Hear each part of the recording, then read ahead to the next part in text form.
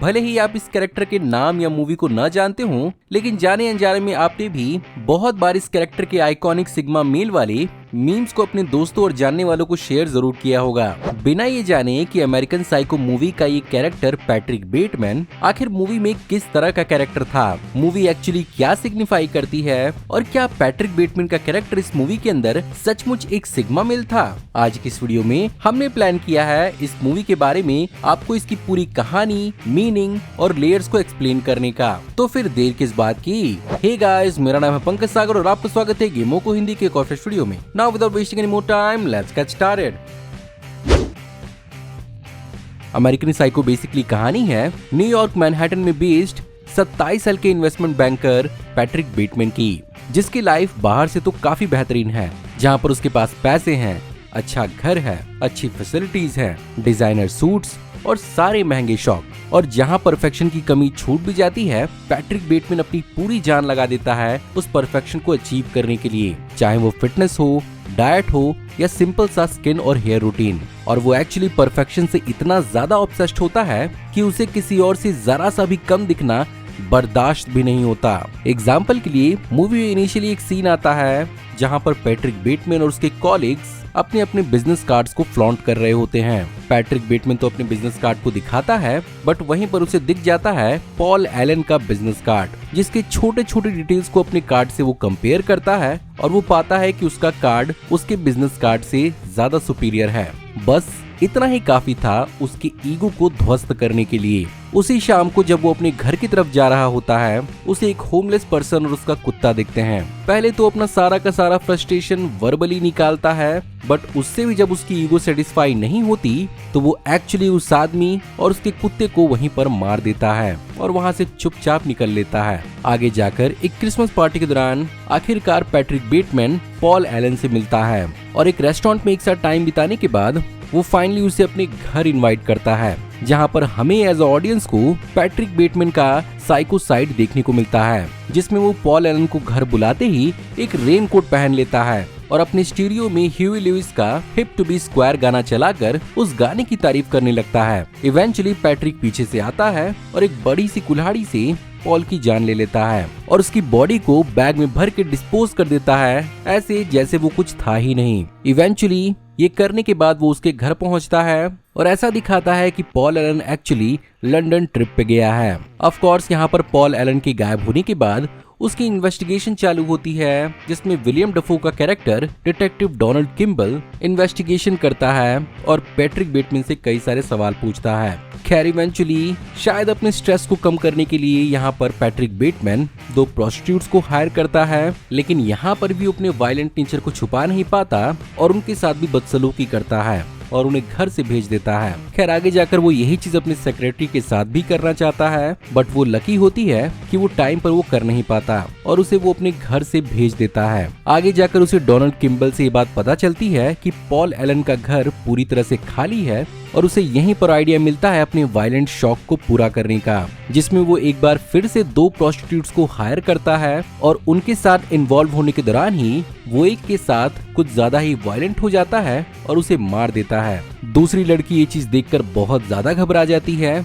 और वो पूरे घर में पैट्रिक से अपनी जान बचाने के लिए भागने लगती है। और इसी दौरान हमें पता चलता है कि एक्चुअली पैट्रिक अपने इस वायलेंट शौक को बहुत लंबे समय से कर रहा है, क्योंकि वहाँ पर बहुत सारी लड़कियों की डेड बॉडीज होती हैं। इवेंचुअली वो घर से निकलने में कामयाब तो होती है, लेकिन पैट्रिक उसका पीछा करता है, वो भी बिना कपड़ों के और एक चेन सॉ के साथ।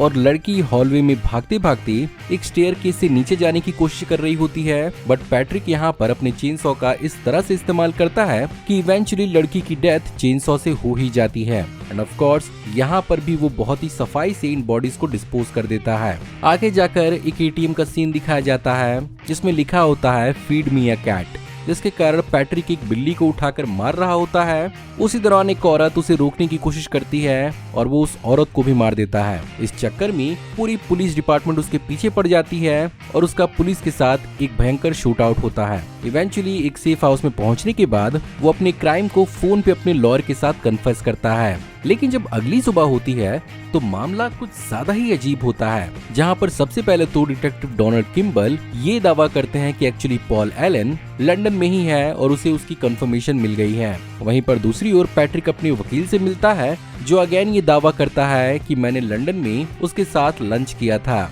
और वो पूरी तरह से जिंदा है। और इवेंचुअली मूवी खत्म हो जाती है, हमें इस कंफ्यूजन में छोड़ के कि एक्चुअली जो भी पैट्रिक बेटमैन ने किया था क्या वो असल में हुआ था या नहीं। अब शायद आपका ये सवाल होगा कि आखिर इस मूवी का मतलब फिर बना क्या।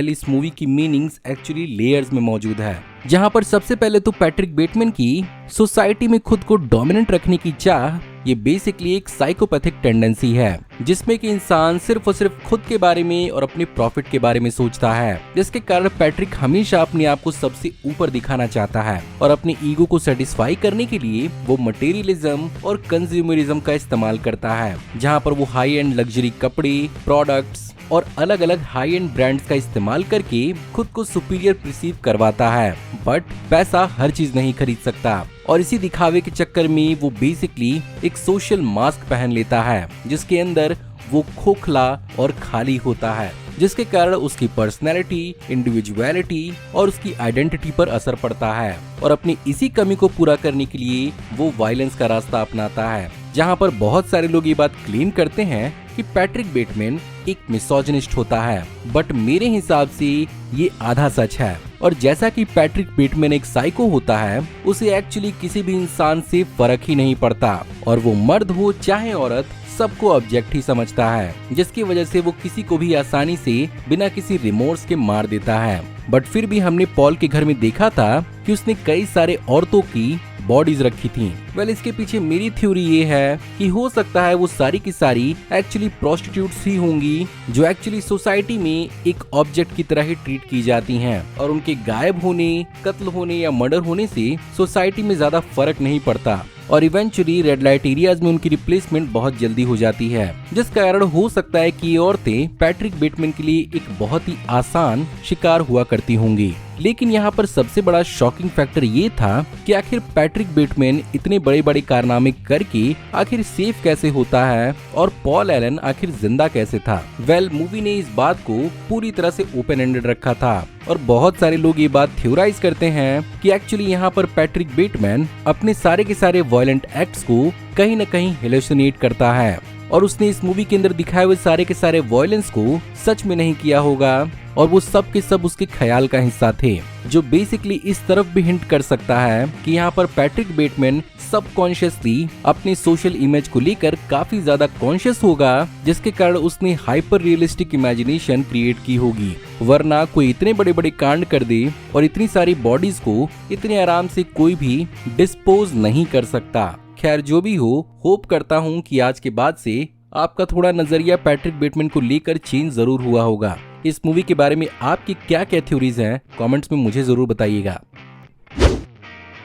सो गाइज, ये थी आज की वीडियो। मैंने इस चैनल पर ऑलरेडी इस मूवी की 15 फैक्ट की वीडियो अपलोड की हुई है, जिसका लिंक आपको आई बटन और डिस्क्रिप्शन दोनों में मिल जाएगा। वैसे आपको आज की वीडियो कैसी लगी? अगर पसंद आए तो इस वीडियो को लाइक जरूर करिएगा। वैसे पैट्रिक बेटमैन को लेकर आपकी क्या क्या थ्योरी हैं और आप इस वीडियो से कितना अग्री और डिसएग्री करते हैं, मुझे कमेंट में जरूर बताइएगा। अगर आप इस चैनल पर नए हैं तो प्लीज चैनल को सब्सक्राइब कर लीजिए, क्योंकि हम फ्यूचर में ऐसी ऑसम वीडियोस इस चैनल पर लाते रहेंगे। मैं जल्दी आपको एक नई वीडियो में देखने को मिलूंगा, तब तक आप हमारी इन वीडियोस को एंजॉय कर सकते हैं। Thank you for watching, see you in the next video. Till then take care, good bye.